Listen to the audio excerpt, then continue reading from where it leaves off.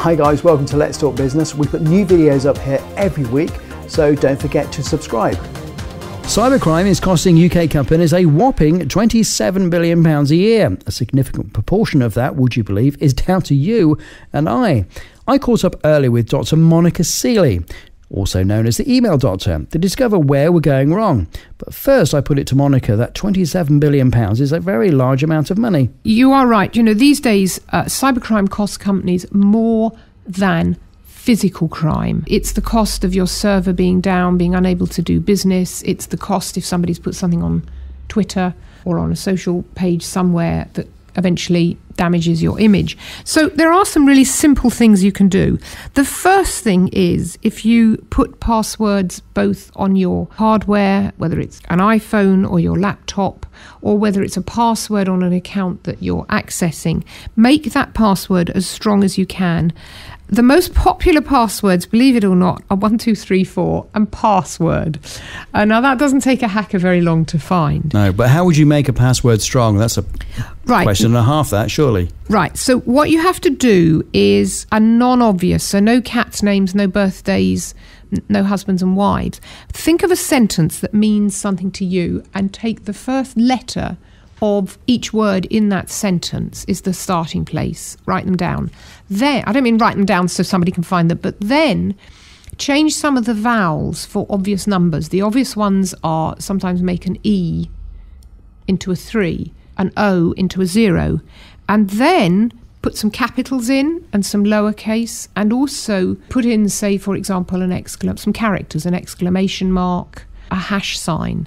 And that's the way to make it make it stronger. And I have heard that passwords need to be at least 10 characters long. Yes, the longer the better, because the cyber criminals will use computers to try and construct as many variations as they can. Sticking with email then, the thing that keeps cropping up, phishing attacks, they're still prevalent throughout the internet. And phishing attack is where you've got a link in an email, I understand, and some people might be tempted to actually click on that link, and that link takes you to a website that actually asks you to put information in. How would one go about avoiding those phishing attacks? There's nothing other than being on your guard. I mean, there is having good antivirus, good spam software is the first point, but these things still creep through because actually antivirus and spam software is only as good as what we know is out there. You can't take like a flu jab to protect yourself.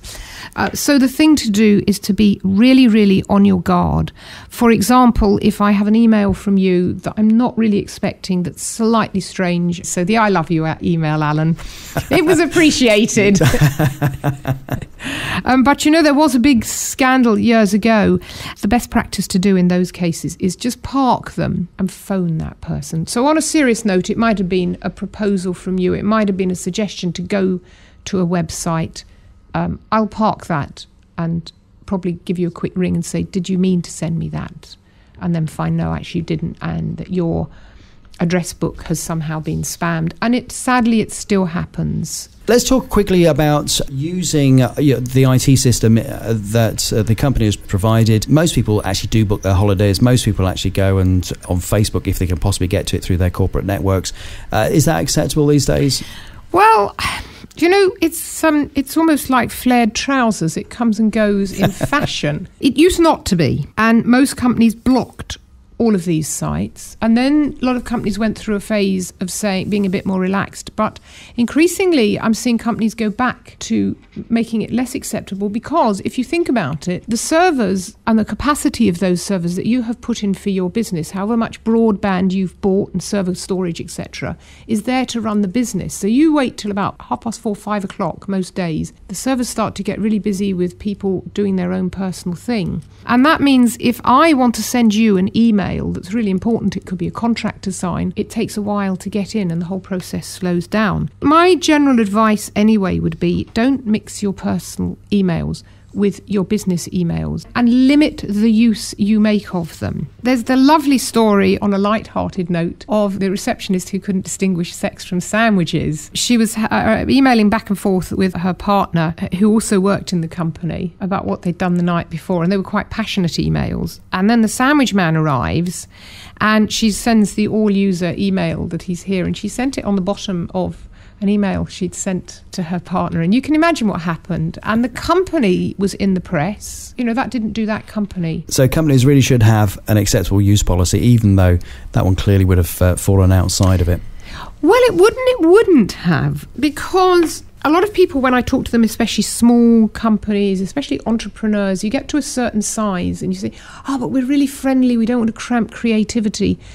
But increasingly, companies are realising they need some sort of policy that says what it's acceptable to put in an email. And in this day and age, we find ourselves working on social media policies. So what is it acceptable to say on a social media website? And the policy, in a way, is the contract that you have with the employee about their behaviour.